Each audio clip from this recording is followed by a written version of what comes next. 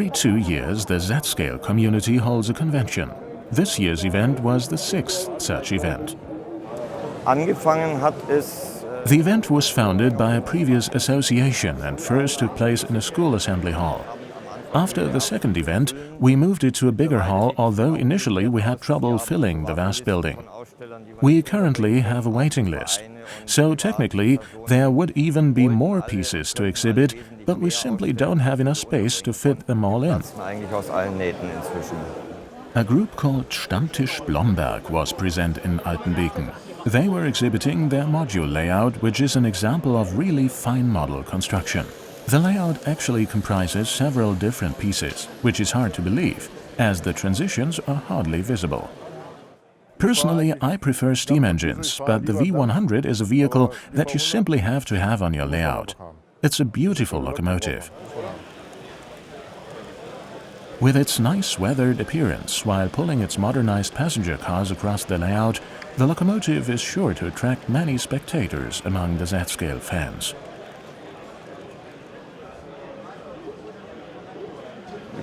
The core element of this bridge is a wooden form, which was later covered with a layer of plaster. I used a pin to scratch the brick pattern into the plaster. The guardrail is made of metal.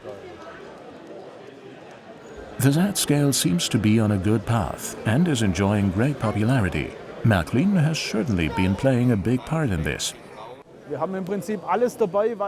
We are exhibiting all the new products, such as the BR80 as the Insider Club model. The engine comes with a new drive system, detailed rods and a set of 5 matching cars carrying a load of genuine coal. This allows for a train set true to the original appearance.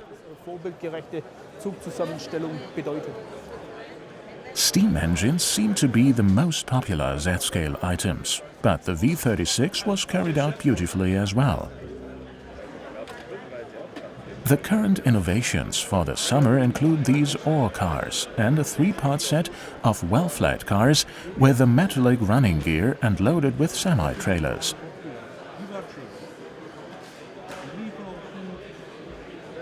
"500 years of purity law in 2016. This laser-cut construction kit of the Weihenstephan brewery perfectly matches the topic of the anniversary. Next year we are going to present a couple of new Z-Scale locomotives as well in order to further strengthen the Z-Scale division. This certainly is music to the ears of every Z-Scale enthusiast.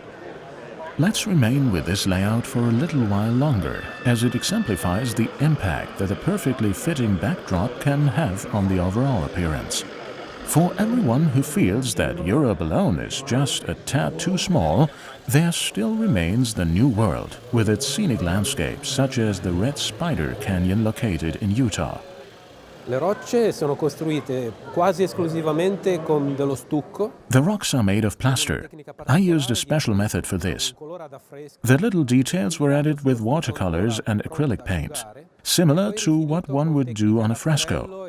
The realistic appearance was achieved by mixing various natural color pigments. The entire piece is handmade. Più fedele alla realtà.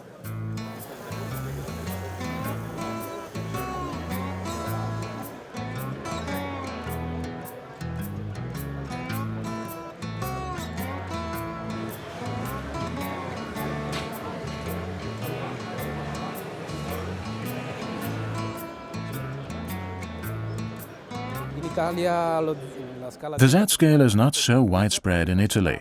I'm a member of the Märklin fan club Italia, but they mostly deal with the half-O scale.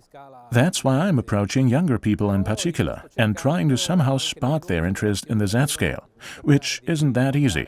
I hope for Märklin to advertise more in Italy and adjust their strategy concerning the market there. I think it would be nice for the younger generation to play with the Z-Scale, as it could really teach them so much.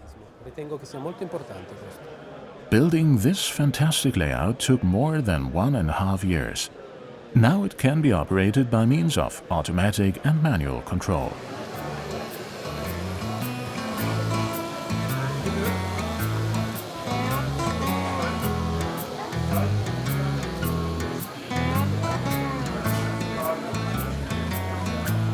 We can hardly tear ourselves away from Utah, but there are other magnificent pieces to admire, such as this one with its nice diesel engines.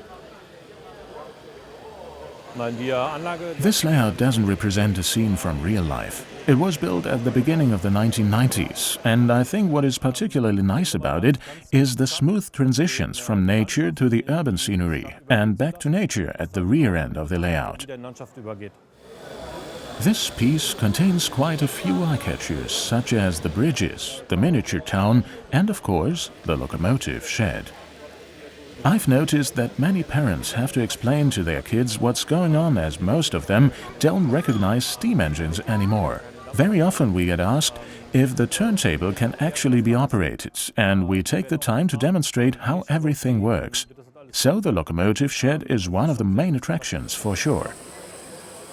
And the wonderful Märklin engine series 001151 with its nice tiny rods fits this scenery quite beautifully. From the locomotive shed, the tracks lead out into an idyllic landscape. The starting point for a layout project like this is usually a couple of photographs. Then I sit down and actually make a first draft of how the layout could look like. I usually make around 10 to 12 drafts until the main concept has evolved more clearly. And how has the event in Altenbeken been evolving during the last years? It's become even better. The quality of the layouts has increased, as has the supply of the products available from brands like Märklin or even the smaller startups. Once again, the meeting has proven that layouts in Z-scale offer just as many options for richly detailed sceneries as the bigger scales. One just has to take a closer look to discern what's going on. I think it has become clear now that the customer's wishes and concerns are taken seriously, and consequently popular items are now being revised. One of the recent developments have been tangible improvements, such as movable rods on the steam engines. Meanwhile, the engines also come with improved drive mechanism, which has led to much better handling characteristics. I think this also caters to the recent development of Z-scale fans, not only collecting but actually operating their models on track. As this has opened up new markets for Z-scale models, it has become profitable for Märklin to invest in innovations in this area. At any rate, Märklin has taken measures to ensure that the Z-scale will continue to prosper as a powerful and elegant brand.